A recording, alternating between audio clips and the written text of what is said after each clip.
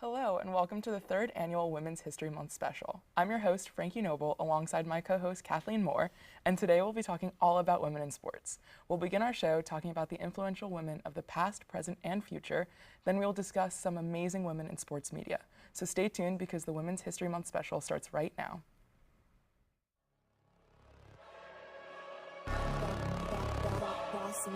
Things gon' change when I really hit the field. Undefeated champs, man, you know what's the deal. Tryna find a kid, I'm in the field doing drills. Boy, you just a sucker, you ain't never keep it real. 3 rings in my hand, I'm a warrior to the max. And welcome back. This special is so important to many of us here at Hitting the Field Network. With the sports and sports media world being male-dominated by views, public importance, and not even to mention salary differences, highlighting the most influential female athletes of our time and those who came before us is crucial now more than ever. To help us accomplish this, we've brought in some incredible HTF women to start us off talking about the women of the past. Michaela Croker and Katie Christensen, how are you guys doing? Doing great. So happy to be here talking about women. Yeah. Go women, go women. Yeah. Now, Michaela and Katie, you guys are both regulars at HTF. Michaela, you are part of our vlog squad, which we love watching every single week. And then Katie, you co-host Girl Scout Game with Franki. So you guys have been around. So we're really excited to have you on the show and talking about these amazing women. So Katie, why don't we start with you? I would love to. So I really wanted to highlight Cheryl Swoops, who is a former American basketball player, and she's an absolute legend. She's 54 years old right now, but she has a really long record of her career. She had 11 seasons in the WNBA, and she played 324 games and started 305 of them, which is super cool. And she is also one of the original players signed to the WNBA when the new league for women's professional basketball started in 1996. So she is a historic figure. She started her career at Texas Tech. She was a first-team All-American in 1992 and 1993, and was also named Smith College Player of the Year, as well as WBCA Player of the Year her senior season. She still holds the school record for highest career scoring average and most points in a season, which is phenomenal. It's for how old she is and how long she's been playing and how many people have gone through that school. It's awesome to still be there.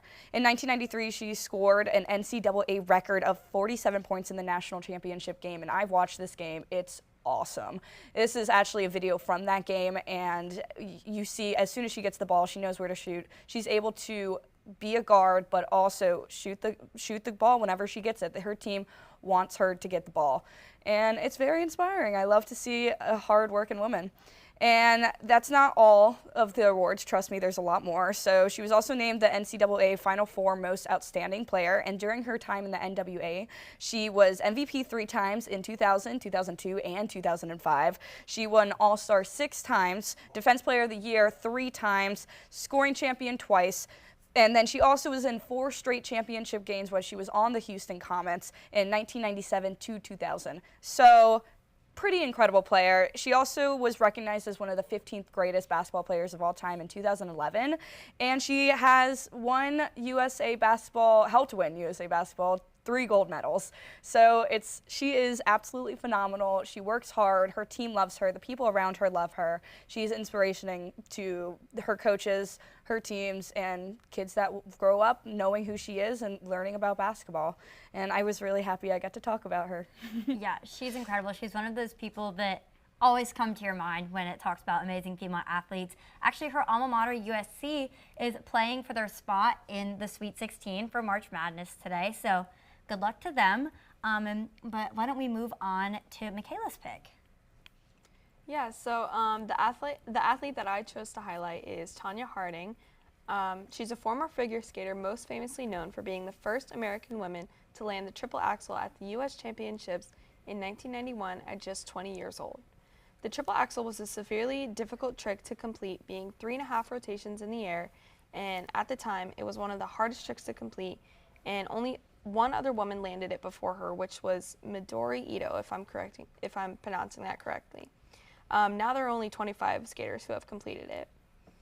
Tonya Harding started skating at the age of 3 and quickly became extremely talented at her sport. Some of her accomplishments are that she won the Skate America competition in both 1989 and 1990. She won the 1991 U.S. Ladies Singles title with the event's first 6.0 technical merit score, since Janet Lynn in 1973 and participated in the 1994 and 1992 Olympic Games. In January of 1994, she won the U.S. Championships, but was later stripped of her title due to an investigation of the attack on Nancy Kerrigan. Unfortunately, in result, she was banned from skating again, which caused a lot of controversy. She broke the box of what figure skaters were meant to be seen as due to her attitude on the ice and spunk and passion for figure skating. Her name is unfortunately surrounded in controversy, but it doesn't dismiss her historic feat of being the first American woman to land the triple axel in competition. Yeah, Tonya Harding is one of those names that you just grow up always knowing. Watching her routine is always fun. She has a certain spunk, like you said to her, that makes it super fun to watch. I'm kind of wondering what made you choose her to talk about. Obviously, she is a controversial name, but she's brought a lot to the figure skating world. So I'm just wondering why you wanted to talk about her. I just wanted to highlight that even though with all this controversy around her name, she was still a really great figure skater. And, you know, you can't dismiss that because her passion and her drive for her sport was just really inspiring, and I think it definitely inspired a lot of other like young athletes and figure skaters to also be like her level of figure skating. Yeah, she's definitely an incredible athlete, and to continue to talk about these incredible athletes, Kathleen, curious who you wanted to talk about. Oh yeah, so I wanted to talk about Billie Jean King. Again, like what can we say about Billie Jean King? She is probably one of the greatest female athletes in history. Absolutely. One of the greatest athletes in history. Absolutely. This is Women's History Month, gosh darn it. Okay. Okay. Now on to Billie Jean King. She was born in 1943 in California, and just to talk about some of her tennis achievements, she has won 39 Grand Slam titles. I don't think you guys understand how ridiculous that is. That's 12 singles, 16 doubles, and 11 mixed doubles. She was also a huge equal pay advocate. So she played a very key role in securing equal prize money for female tennis players at the U.S. Open in 1973. And she founded the Women's Tennis Association in that year as well, and the Women's Sports Foundation. She also received the Presidential Medal of Freedom in 2009 for her contributions to gender equality in sports. But I would say probably the most outstanding thing about her is the Battle of the Sexes, which if you don't know what the Battle of the Sexes is, there's a movie about it. You should watch it. Go watch it right now. You should definitely watch it. It's really good. But it was a historic tennis match that was played on September 20th, 1973 between Billie Jean King and Bobby Riggs at the Houston Astrodome. Bobby Riggs was a former #1 men's tennis player. He was 55 years old at the time, and he claimed that women's tennis was inferior to men's tennis. Which, you know, bold claim from a 55-year-old. But at the age of 29, Billie Jean King accepted this challenge after he'd previously defeated Margaret Court in a similar kind of matchup. But the match was highly publicized, and it was watched by like 90 million people worldwide, which is kind of like unheard of for tennis, especially in the 70s. Like, there weren't 90 million people watching like anything in the 70s. But Billie Jean King defeated Bobby Riggs in straight sets, 6-4, 6-3, 6-3, proving that women's tennis deserved respect and equal opportunities. And it helped advance the fight for equal pay in women's sports in general, not just helping with tennis, and it strengthened the growth of women's professional tennis and the WTA that she founded earlier that year. She's just She's incredible, especially here at UCF where we are a tennis school. Yeah, we're a tennis school. I don't know if you watch Nighttime, but we're a tennis school. So it's super important to bring up Billie Jean King. Like Tonya Harding, that's a name that you grow up just knowing. So I'm so glad you brought her up. Yeah, absolutely. Now, Frankie, I think it's time to move into your pick. You think? Yeah, I think so. So we all love motorsports here at HTF, F1, NASCAR, we love it all, right? So I wanted to talk about Danica Patrick. She's another controversial name similar to Tonya Harding, but she is super, super important to bring up about women in sports. She started her racing career go-karting at the age of 10 and quickly rose up the ranks. She moved to Europe to compete in the open wheel racing and gained experience in Formula Ford. And then she was one of the first women to compete in IndyCar and NASCAR. She made her debut with IndyCar in 2005 with Rahal Letterman Racing. She won Rookie of the Year at the Indianapolis 500 and IndyCar Series in 2005 as well. She was the first woman to win an IndyCar race, which is an incredible feat. 2008, she won the Indy Japan 300, and then she finished third in the 2009 Indianapolis 500, the highest finish ever by a female driver. super incredible with the IndyCar Series wins. Then she transferred to NASCAR, which she is a little more famous for.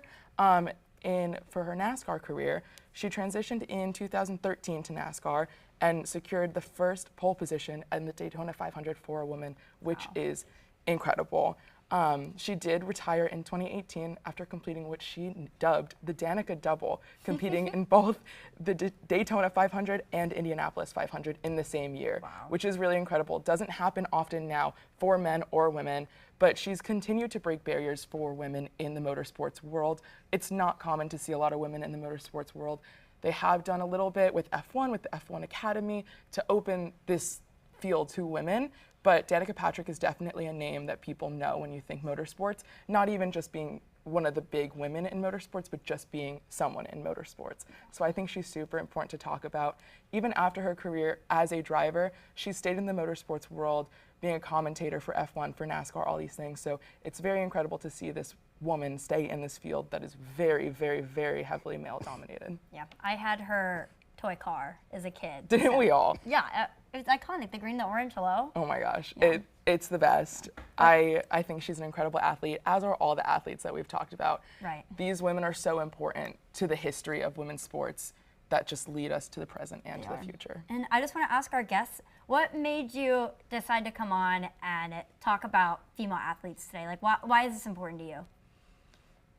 I mean, we need to get the word out with female athletes. It's Women's History Month, which is very exciting, and it's this opportunity to be able to talk about women and people that are very important to women and make us known, make us heard. It's something that I can't let that opportunity go to waste, and it's something I'm very grateful that I get to do. And especially with Cheryl, she's just amazing. You know, she has her own nonprofit.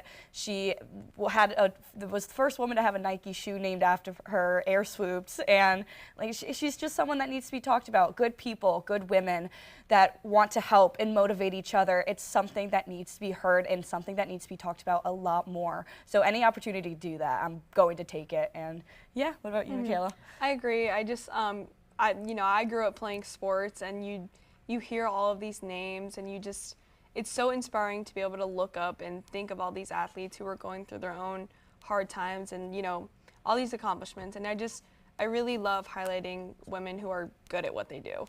I couldn't agree more. Unfortunately, that is all the time that we have left for this segment, but thank you ladies so much for coming on. We had such a good time, but don't go anywhere because right after this short break, we're gonna dive into some more inspirational athletes of the present.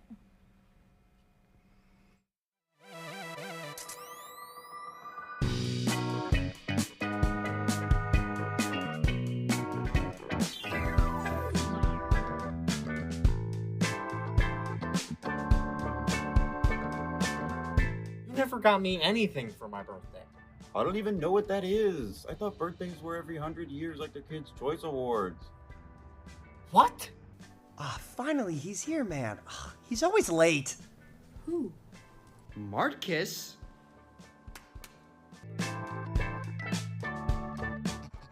You good? I'd give them one of these and one of these.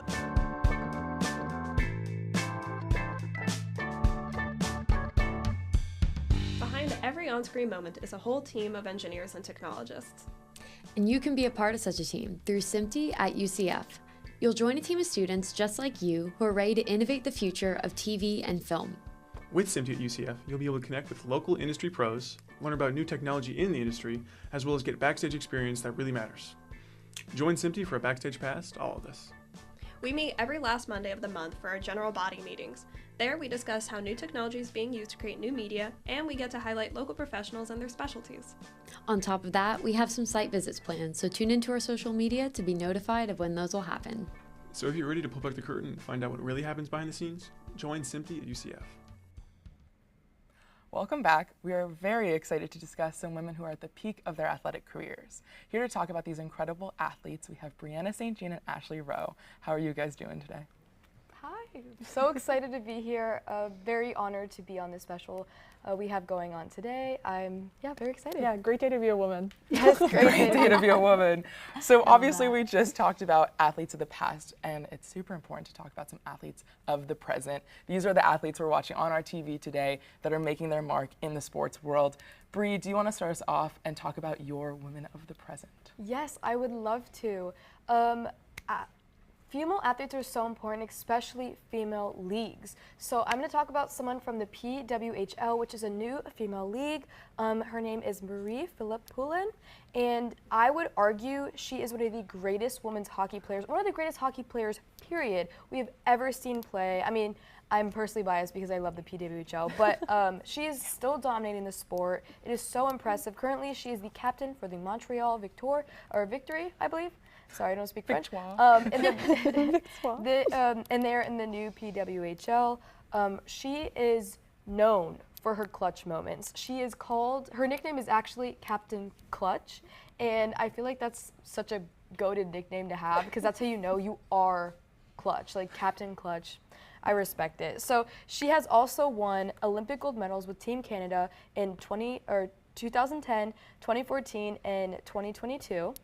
Scoring in all 3 finals, including game winners in the 2014 and 2022 games. She also has multiple she's also a multiple-time world champion and a 3-time MVP in the CWHL. And beyond playing, she was the Canadian Press Female Athlete of the Year in 2022.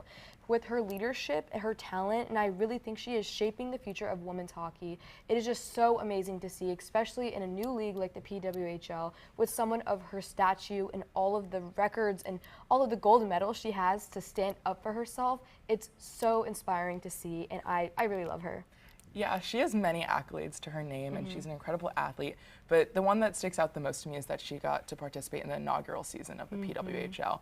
And if you know me, you know I love the PWHL. We talk about it on Girls Got Game. We should talk about it more. Love it. But I really want to know your thoughts on the PWHL, Bree, like just a little bit more. I just think it's so important because obviously we have the men's league or like the National Hockey League, and it's super big. There's a lot of teams and stuff coming from that, but I think it's so important to support the PWHL because female athletes playing hockey's a hard sport. I respect them so much because me personally, I could never. I can barely ice skate, so seeing these women on the ice play like that, it's truly inspiring. It makes me want to be better at any sport and be better at hockey. And I'm like, I don't play hockey, but it makes me want to be, even just watching them, it's so inspiring. And I really think it's important to lift up these women because they are playing at the same level of other athletes. And it's really cool to see because they're playing in these stadiums, they're selling out these stadiums that, you know, normal teams maybe wouldn't. And I think it's really cool to see the amount of support they've been getting and the amount of just good response, because the more good response we give to the PWHL, the better gameplay we're going to have, the better funds they're going to get, the more they could get paid, because I do believe they should be getting paid more. But that's a conversation for another time. But I love the PWHL, and I am their #1 fan of the entire league. I love all 100%. Yes. Right. I love seeing like female counterpart leagues being formed as of late. It's so incredible to watch. But now I think we're going to move to Ashley. Ashley, I'm really excited about your pick. Me so too. tell us about it. So I'm going to be talking about Sha'Carri Richardson today, who, if you don't know her, she is at her peak today. I think she's going to keep peaking, though. She is an incredible track and field sprinter. She's primarily known for her 100-meter, but she also does 4x100 relays. So she started off at LSU for her collegiate career, and she was only there for 1 year, but during that 1 year, she had 4 All-American nods, 3 SEC titles, and 1 NCAA national championship in that 100-meter, where she ran a 10.75 seconds, which broke the collegiate record at the time for the NCAA, which is just like, as someone who has run in the past and did track and field in high school, that's so hard to do. It's really impressive, and she's one of the best, athletes from LSU. And then she went pro after 1 year. Like, hello? And then she ended up playing for the U.S. in the Olympics. She entered the 2024 Paris Olympics and won gold medals for the same 100 meters, 4x100 relay, and she also won at the 2023 World Championships in Budapest. So one of the main things that I really like about Sha'Carri is that she is, as a woman, she brings such style to the sport. She has these beautiful outfits when she's running, and she always is notable for her hair, like her hair and her nails. She always has that on, and I just think I love it. It's something that you don't get a lot of the time, and there's such a pop of color with her. I love it. I love watching her run, and there's a lot of images of her running with like the American flag. It's beautiful, but she also has a really, really large social media presence, which I think is something that's different from, or something that's unique to the athletes today, is that they can talk to their fans one-on-one and be so open about mental health, especially since she had a pretty rough patch around 2021 when she tested positive at her drug test. And a lot of people saw it as a setback, but she was very open about it on social media, and to see her journey to progress and come back in the Paris Olympics and do insane work like on that track. I love hearing stories like that. It's a beautiful, I say this, no great story comes without adversity, and it's just, I love her. She's great. She's so iconic. Absolutely, she's so amazing. Ashley, I'm wondering like what you think of her comeback. Like, she really came on the up and up after 2021, so I just want to hear your thoughts. Yeah, I think it's so hard to face judgment from that, especially being a woman and, being a woman of color, and to be just kind of like on the spotlight for your wrongdoings. But the perseverance she had to come back from that and to keep running, which like you have to be in a good mindset. Running will break you down. Like it's, especially when you're working in those 100-meter, like very short amount of time, it's so hard to break just that 0.01 second. It's really just interesting, and I don't know. I'm stumbling my words. She's such an inspiration. So much to say. Yeah, the mechanics behind running is something that I have long tried to understand and long failed at understanding. So I agree. Sha'Carri Richardson is just incredible. But Frankie, I want to move into your pick now. Yeah, I'm going to keep up with the Olympics trend, and I'm going to talk about Katie Ledecky. She was born in our nation's capital, so everything about her makes me feel very patriotic. She's so American. She's so American. She was inspired by her older brother, Michael, not Phelps, Michael Ledecky, to swim, right? At age 6, she started swimming at the Palisades Swim and Tennis Club, and then started training with the nation's capital swim club. But that is obviously not what she's known for. She's known for the Olympics. She had her breakthrough at the 2012 Olympics when she was just 15 years old. At just 15, she shocked the world by winning gold in the 800-meter freestyle at the London Olympics. That was just the beginning, though. She is absolutely incredible, the youngest member of Team USA at that Olympics, and then she just kept going. She's a 7-time Olympic gold medalist and one of the most decorated female swimmers in history. She's a world record holder. She's set many world records in freestyle events, especially the 400, 800, and 1500 meter distances. She has unbeaten streaks because she dominated long distance freestyling for nearly a decade, often winning these races by huge margins. It was open water many, many times, as we've seen. I feel like we've all watched Katie Ledecky swim. Pretty incredible.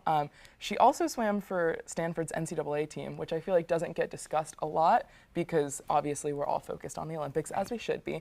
But she won multiple national titles with Stanford, which is incredible. And she's just super inspirational. Like we've been talking about with all these women, she is someone that you just watch and you can't even believe she's human sometimes. You can see here, she's like a fish, I'll say that. She's swimming so easily. And I mean, I don't watch swimming often, but when the Olympics are on, obviously super patriotic watching Team USA swim to victory.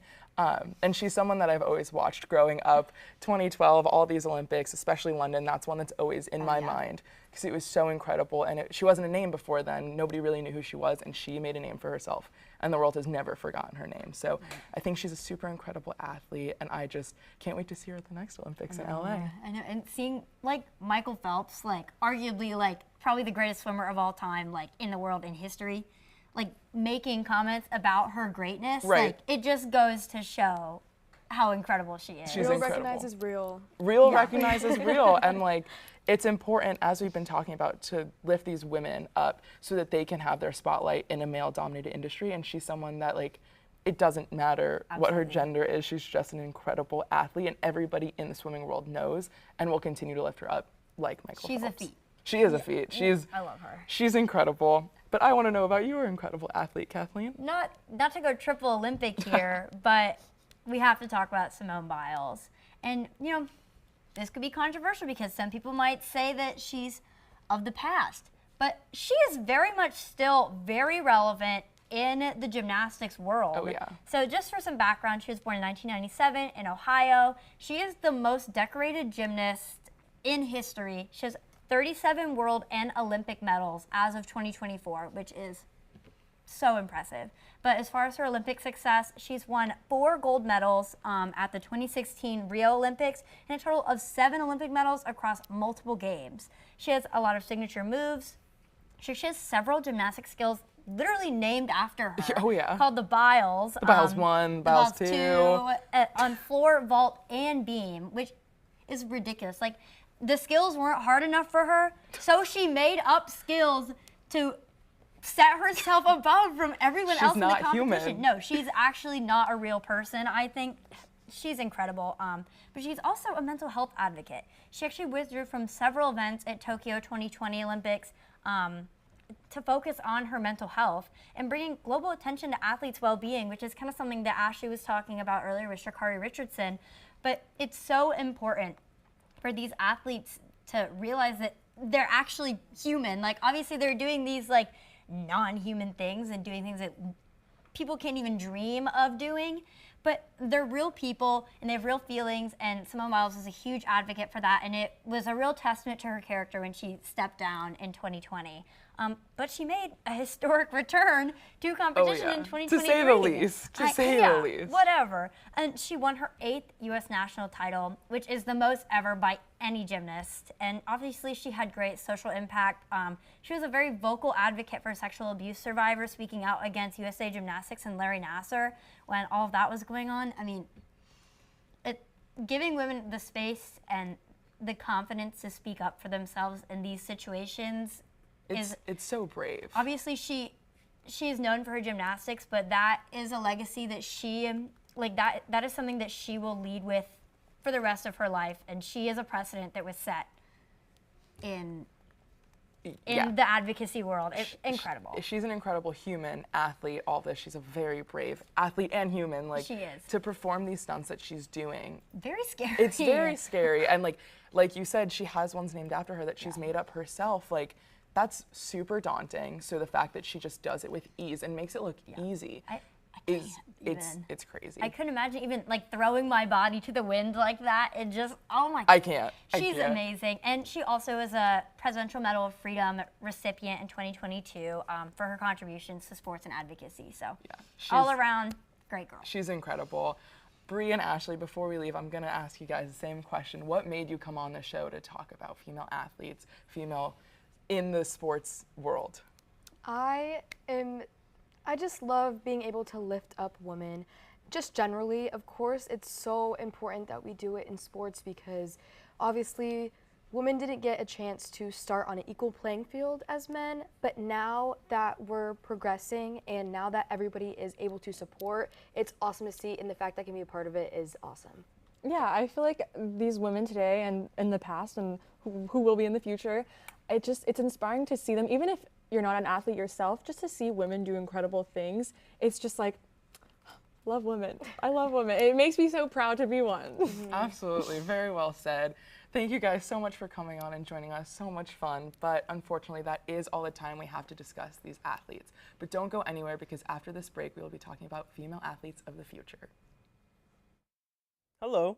So I guess the crew's getting ready for the next segment on one of our amazing shows. I'm Nick Cohen, host of season 20 of Hitting the Field, and let me tell you about those amazing shows.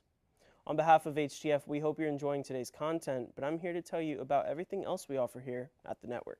Mondays at 4, HTF Bets goes live for season 10 with 3 gamblers that, although it may not always seem like it, are here to help us all earn a little bit of extra money while we watch sports. Diego Ortiz, Tyler Brownrigg, and Andrew Gregg's ball knowledge and fun personalities make this show a fan favorite.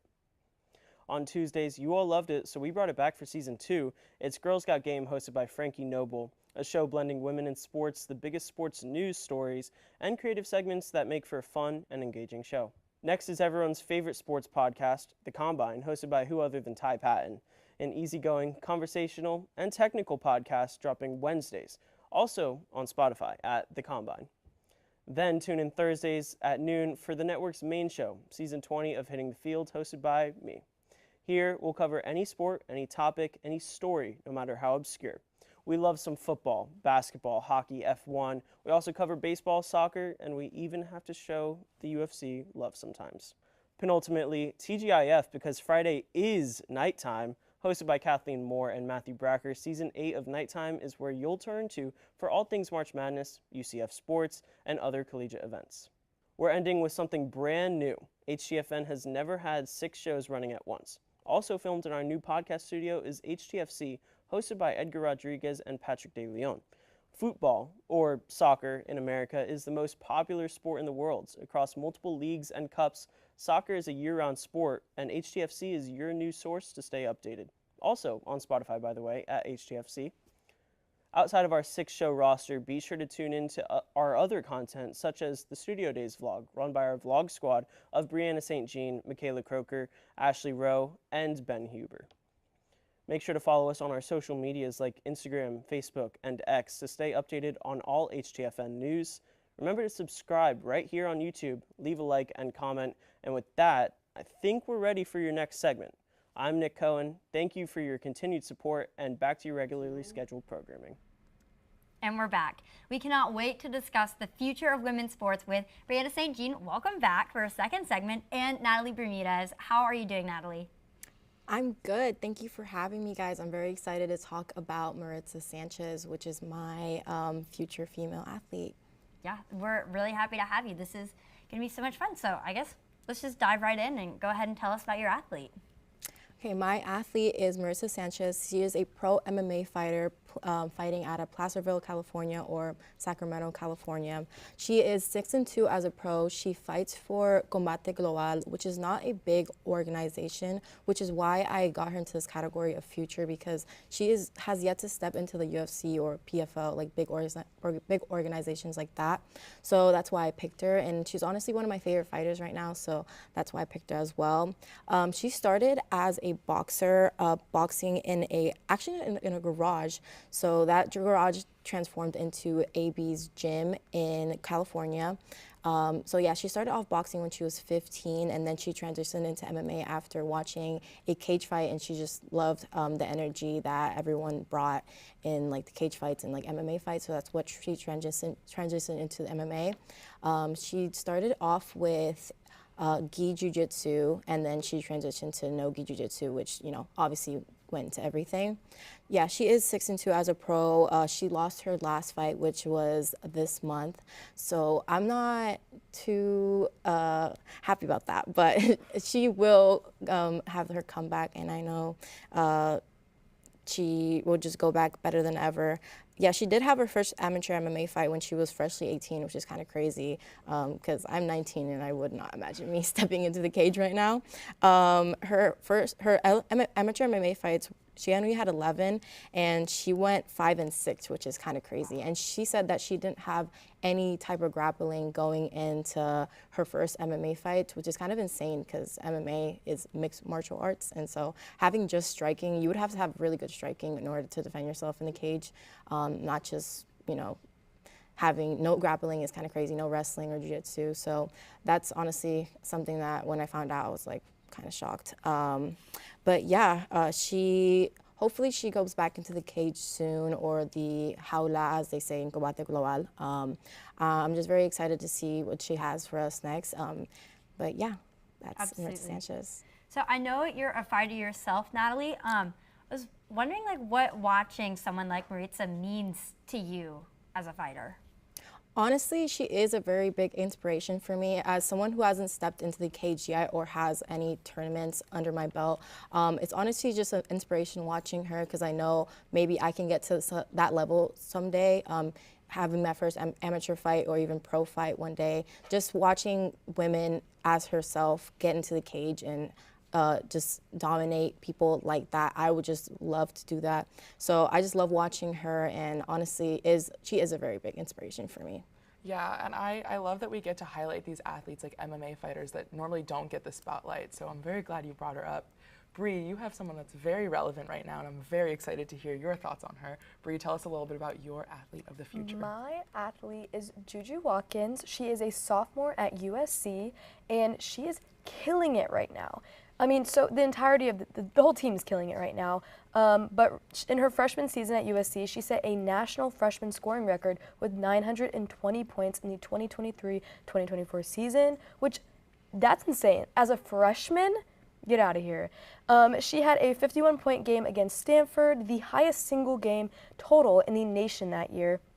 She's making huge waves in the NCAA tournament, leading USC to a dominant first-round win with 22 points. Despite her minor injuries recently, she had an ankle and wrist injury, I believe, but she pushed through the entire game.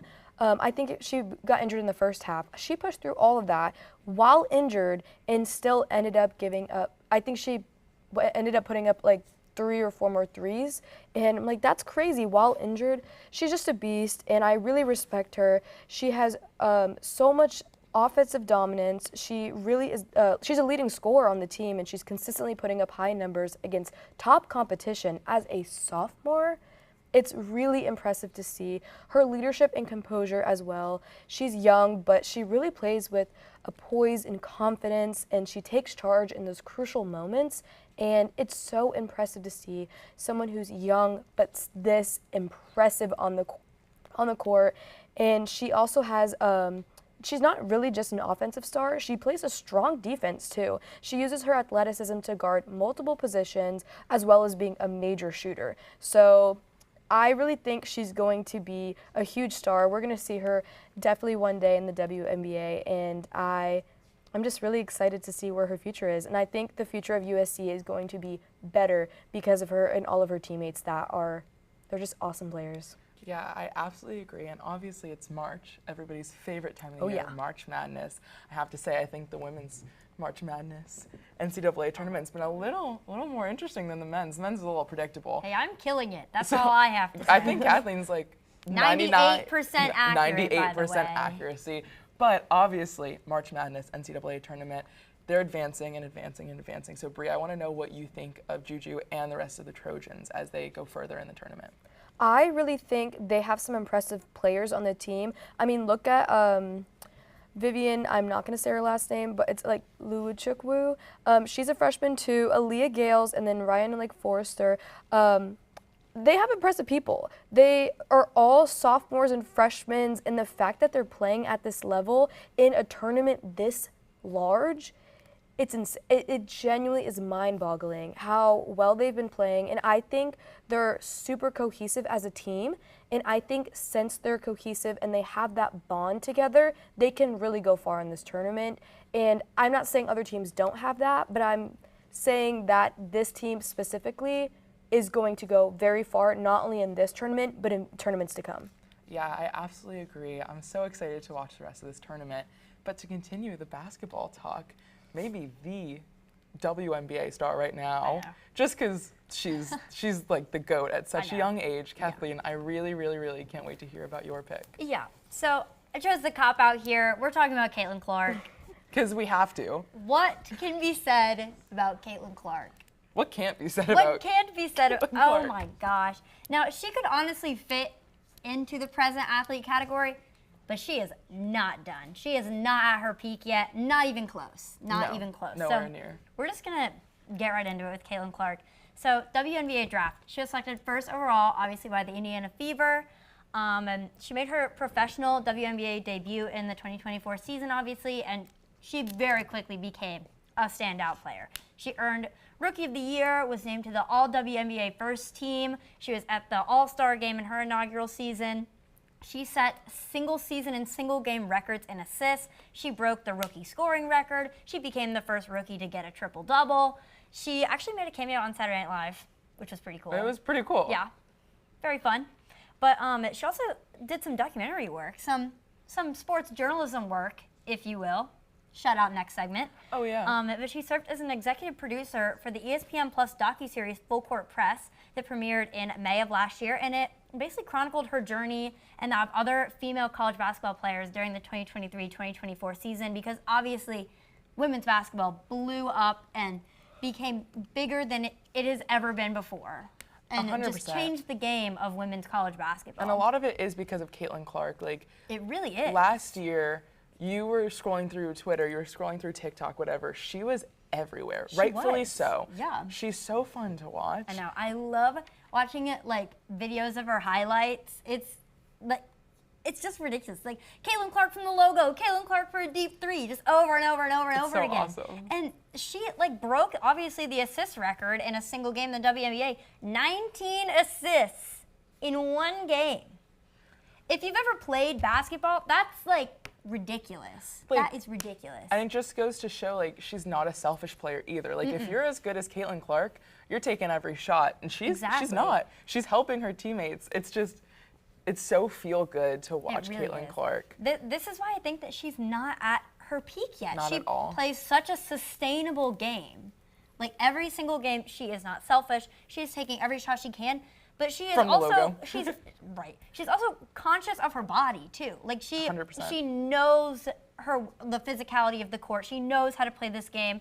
I mean, heck, she set the highest scoring game record in college too. 49 points. She like changed 49 what points. Iowa women's basketball is. I know. I mean, the amount of people that were selling out their arena. More than the men's games, by the way. As they should. As they should. And, you know, she was in a Nike Super Bowl ad this year. Because why not? Because why not? And she was also Nike's first Super Bowl ad since 1998. So She's incredible. she stays winning. She stays winning. I love her. But Frankie, I think it's time to move into your pick. Yeah, I'm going to bring up some more gymnastics because let's go back to the Olympics. Because why not? Because why not? I'm going to talk about Sunisa or Suni Lee. She is 22 years old. She just had a birthday a few weeks ago, March 9th. She is a Hmong American and the first Hmong American in the Olympics, which is incredible, and the first to win gold, but we'll get to that later. She got her start in gymnastics at age 6 after being inspired by watching gymnastics on TV, which is just adorable. Like, that makes my heart Simone really Biles. happy. Probably Simone Biles, Gabby Douglas, all these incredible athletes. She trained at Midwest Gymnastics Center in Minnesota under coach Jess Graba, and then at age 11, she competed in her first elite competition. In 2015, she qualified for the junior elite level, and she showed a lot of promise in her skills, especially on the bars and the beam, like we've seen in the 2020-2024 Olympics. By 2018, she was a part of the U.S. junior national team, winning medals in national and international competitions. And this is all before she got her start in the Olympics. Okay. So just to go through, she's a gold medalist in the Olympics. She won the all-around gold medal at the 2020 Tokyo Olympics, like I said, becoming the first Hmong American Olympian to win gold, which is just incredible to see. She had a historic win. She was the 5th consecutive American woman to win the Olympic all-around title, following in the footsteps of the gymnasts we've mentioned, like Simone Biles and Gabby Douglas. In addition to her all-around gold, she's won a silver medal in team competition and a bronze on uneven bars at the Tokyo Games. Outside of the Olympics, she also competed with Auburn University for NCAA gymnastics. She's just incredible, and I chose her for the future because Simone Biles obviously is very questionable for the LA Olympics. She said that she doesn't know if she wants to compete in a very GOAT-like way. She wants to open up the competition to other people, which is incredible. Yeah. But I think Suni Lee can be that gymnast that steps into that role of being the next Simone Biles. We've seen her already be so dominant in 2 Olympics. She's super fun to watch, especially, like I said, on the bars and the beam. She has these events down pat. Floor also exciting, but it's really the bars and the beams that you really see her shine, which you always need people to carry those events. So we see Simone Biles on the floor, and she's amazing. So I kind of want to see how Suni's going to compete at this level now that she might be the star of the U.S. gymnastics team. Like, no, yeah, I would 100% agree. And like, what were you doing at age 11, right? Like, I wasn't doing prepping flips. To be an Olympian. No, this is crazy. The fact that like she watched gymnastics on television and she was like, I want to do that, is just so inspirational. And like, this is why we do what we do, guys. Like it matters. Having role models is exactly why we do this. Oh my gosh. And like now she's a gold medalist. All because she watched gymnastics on TV and watched Gabby Douglas. Yep. See, promoting women in sports really makes more women want to join sports, so it just gets better and better from there. Oh, so 100%. Gotta promote it. Well, this was so much fun, guys. Unfortunately, we are out of time, but we still have one more great segment dedicated to women in sports media when we come back. We're all huge fans. Their mascot's name is Ellie the Elephant. Mason, do you want to tell us a little bit about Ellie? Basically, her birthday is May 14th, 2021, so she's only 3 years old, but like the fact that she's out here doing all this for the team at 3 years old, don't ask me about labor laws, that doesn't work like that, but she's like killing it, and her energy, and I think the fans just like really feed into it. I love it. And then Michaela, who's the biggest Dancing with the Stars fan, I know. Let's show off the shirt. Can you see it? Should I stand? He's used to it. Who surprised you? Joey. When he came on there. We were talking about WWE, and I was told home invasions happen often. Yeah, Can we talk about these bit of a home concern invasions? how big of a regular occurrence this is. If they can find it, they can use it. It will be bloody. These men will probably be brutalized and injured by the end of this. It's pretty cool. I don't like the waves though. Really? I like They could the be like more waves. detailed. Like those look like waves. I feel like I mean, a lot of mascots are not like exactly what they're like. Logo. Okay, but like the solar birds have like shades. So like what would Yeah, their but, like, mascot but be? Like that's just like an easy. alarm on the But, like, ground? it's- I don't like the red and yellow together. It's like McDonald's. No, it's good, and I think it's soccer. I don't know if that's like. What's a victoire? We're gonna just move on to the next one. This one's like, eh. This is like below the charge for me. Taylor Swift.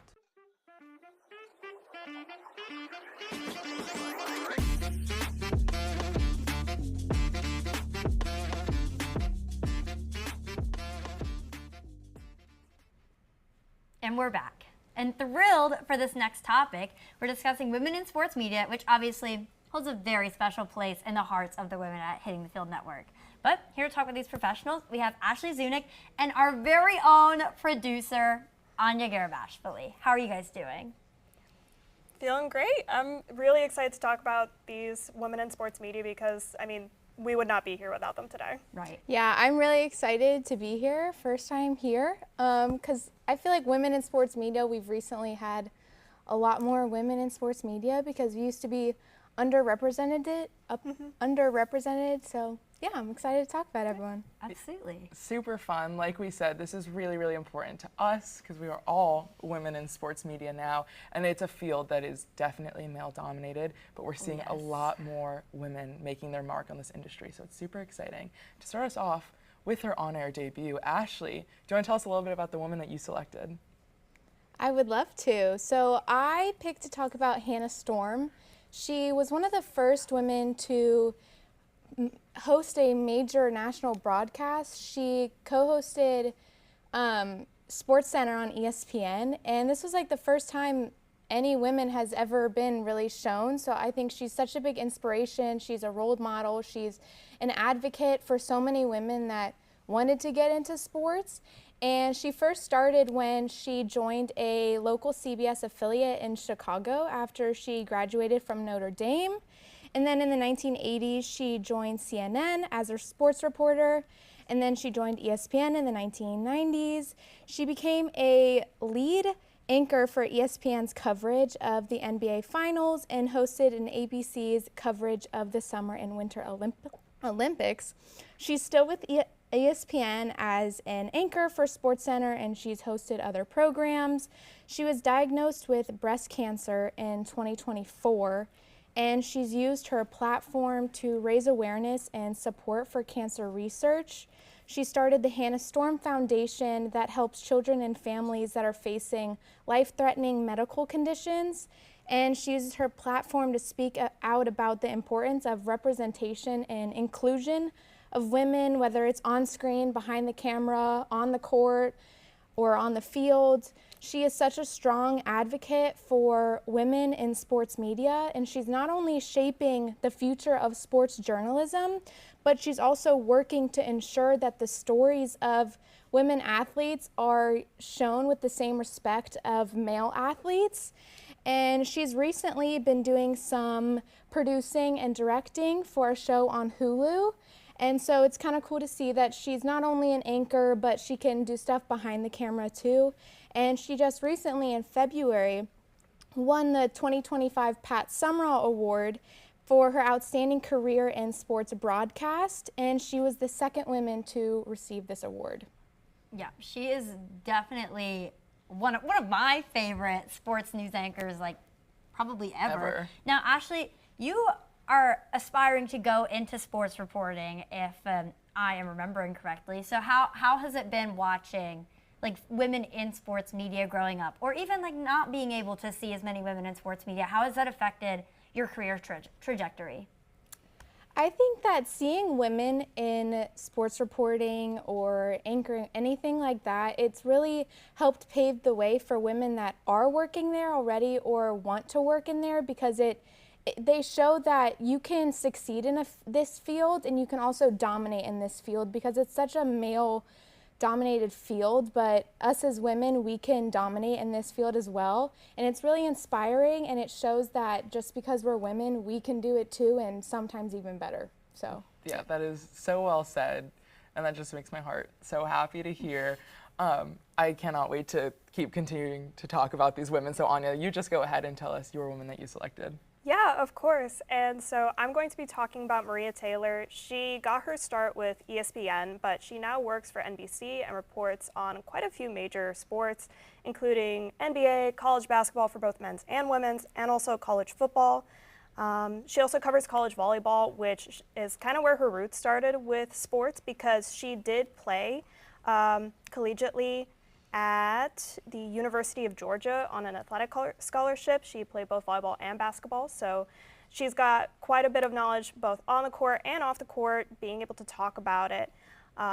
I know a lot of people recognize her as like the host with the legs, but she is more than just a wonderful person to see on screen. She holds such amazing interviews.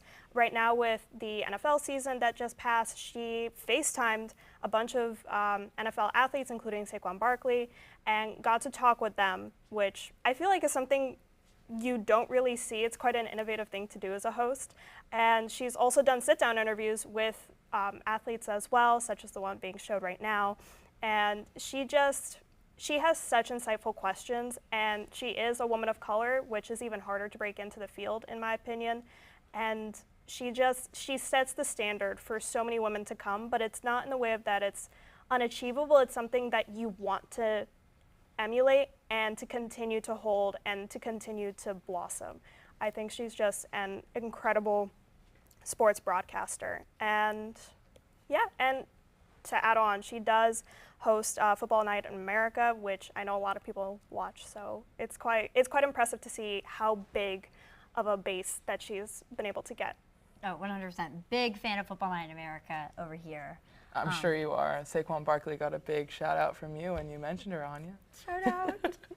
Go Birds. Oh man, Oh, how to God. bring them up. What am I supposed to do? What am I supposed to do? Okay. Anyways, Frankie, I would love to hear about the woman that you have chosen. Yeah, the woman that I chose is very special to me because I feel like I grew up watching her. I chose Emily Kaplan, who is an NHL rinkside host. You don't see a lot of women in hockey at all. It's one of those sports that is very, very, very male-dominated. Like we've said, a lot has been in sports, but especially hockey, which has such a deep-rooted history, and it's very male-dominated. I love to see Emily Kaplan always rinkside. She graduated from Penn State University with a degree in journalism, like a lot of us in this program are trying to achieve. And her early career, she started as a sports intern at the Boston Globe. She worked at the Philadelphia Inquirer, she worked at the Associated Press, she worked for Sports Illustrated, like a lot of us do, just trying to get her reps in. And then she finally landed her job with ESPN in 2017 as an NHL reporter and writer. She quickly became one of the lead NHL reporters covering major hockey stories, player interviews, and behind-the-scenes coverage, which is just amazing to see. She regularly appears on ESPN's NHL coverage, including The Point and NHL broadcasts, as well as ESPN's Around the Horn as a panelist. I just can't say enough about Emily Kaplan. She's someone that's such an inspiration to me because I've just seen her so much in my life. You always see her running around rinkside trying to grab players for interviews, and everybody just knows Emily Kaplan. And I feel like some women in hockey get such a bad rap because men just like to be negative when they see a woman in this position, but she is someone that has made such a name for herself, and everybody can recognize how talented she is and all the work that she's put in. I think it's super important to see her there. It's super important for everybody, like super important for the women in this program, people that have been in this program, Maddie Glass, who hosted this last year, Hannah Jo Groves, Kirsten Blaylock, who started this special. Our director. Our director right now, too. It's just so important to see these women in forums that you don't normally see them in. So Absolutely. pointing out Emily Kaplan, who's always rinkside, she's covering Stanley Cup finals, Stanley Cup playoffs. I'm sure she'll go to the Olympics now that we have the NHL players going to the Olympics for winter. It's just so inspirational to see. Absolutely. And she's so knowledgeable. Like when you listen to her talk, it's so impressive. She knows puck. She knows puck. So that's who I wanted to talk about. I'd love to keep talking about her. But she's amazing. And just to give Franki her creds here, Franki has interned with 2 professional hockey teams at this point. So Franki knows her stuff about this, and she's incredible and deserves her flowers just as much as Kirsten and Maddie and Anya, our producer. Shout out Franki, honestly. Shout out all incredible. of us here. And shout out Kathleen, Stop. who's No, I also haven't done going to work anything for, yet. you're working for collegiate baseball this summer, but I mean, you have an inspiration that's led you to here, right? Absolutely. And I really want to know who this inspiration is. My inspiration is Erin Andrews. She is incredible. She's a big personal hero for me, just because I want to break into sideline reporting for the NFL, and so I have grown up watching her. She has been like my idol. I have placed her on a pedestal that I have looked up to my entire life.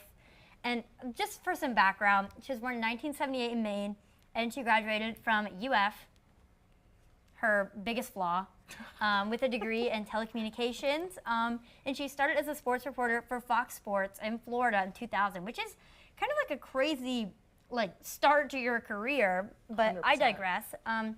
In 2004, she started with ESPN. She was a sideline reporter for college football, basketball, the MLB, which is really cool. Mm-hmm. You never see women reporting for the MLB, so I love that. But then she found her home at Fox, national Fox Sports in 2012, where she became the lead sideline reporter for the NFL.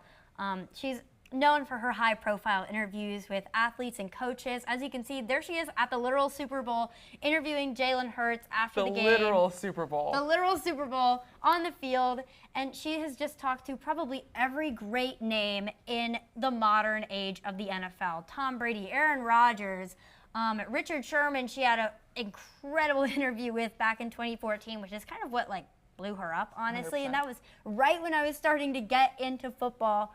So just she was one of the first figures that I saw. And I know that she's a big inspiration for so many young girls out there, because talk about a hard sport to break into. This is football, people. It's football, where we have a lot of out-of-touch people watching this sport. And she's someone to me that is the face of, not really, the face, but one of the big faces of the NFL. And growing up, I always saw her on my TV, and that's so important to see. She really is amazing. I mean, she has covered multiple Super Bowls as Fox lead sideline reporter at this point. She's also provided coverage for Fox during key NHL events like the Stanley Cup. Oh yeah. Just shout out hockey. Again, I don't watch hockey, but shout out hockey. And then she also made a WrestleMania appearance, which is why not? Yeah, because what can't she do, guys? What can't she cover? It was WrestleMania 39, showing her crossover appeal in sports entertainment. So she can truly do it all, guys. Yeah, she's super impressive, as are all the women we've covered. Before we have to close this out, Anya, I want to know what producing a special like this has meant to you and everything that this means to you. Oh gosh, putting me on the spot here. Yeah, just a little bit, sorry. The true emotions are coming out. Yeah, I mean, I love being behind the scenes with Hitting the Field, and being able to have this opportunity to do such a special is just, I'm not blind to the opportunity that I've been given, and I'm so grateful that Hitting the Field has trusted me with this. And I needed to quickly refresh my statistics, but in sports journalism, there's only about 14.4% of journalists who are women. So being able to be part of that small but mighty part of sports journalism is just incredible, and it just goes to show that there's so much more that we can do. And you should really get everybody in front of the camera, behind the scenes. It shouldn't matter who you come from, who you are. As long as you know what you're doing, that's what should matter. And I love seeing the women in this field prove that time and time again, just going through all these hurdles and being a part of that pretty early on in my career, if I do say so. But being part of that just feels so wonderful, and it makes all the hardships just worth it in the end. Absolutely. That was incredible. Thank you, Anya, for producing this amazing special. And Kirsten, you've been incredible as well, directing this special. It's been amazing. Started the special. Really. Thank you, Kirsten. And just to all of our guests who have come on today, we thank you for putting in the time and the effort to research and just put your heart into it, honestly, because that's what this special has been. But sadly, we are out of time.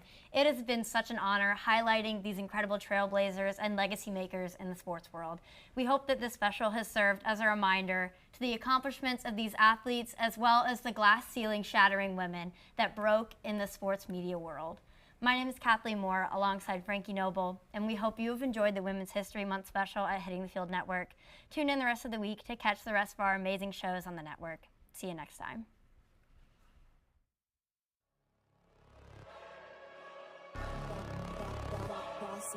Things gon' change when I really hit the field. Undefeated chance, man, you know what's the deal. Tryna find a kid, I'm in the field doing drills. Boy, you just a sucker, yeah.